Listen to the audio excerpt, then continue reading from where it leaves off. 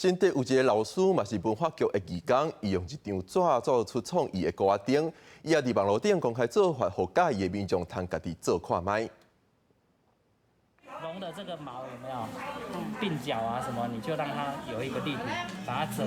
凹下去。专心听老师教安怎做出更加好看的歌灯，趣味的设计，无论大人囡仔拢感觉真心适，而且比外口买的歌灯加真环保。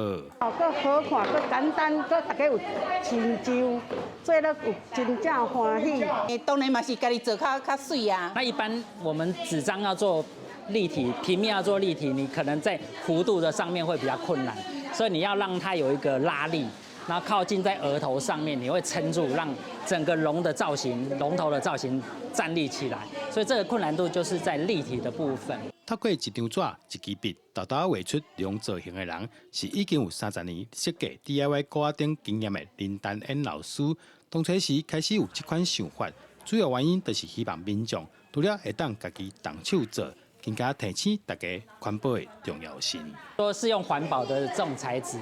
所以像我这现在一系列的全部都是一体成型的，所以你只要一切开之后，你不会浪费所有的东西，就是你还会激励说你自己去做设计。做好的歌灯挂在头壳顶，看起来唔那趣味又搁特殊。老师讲，必要继续发挥创意，创作出更加多趣味的环保 DIY 歌灯。记者杜君豪，新竹报道。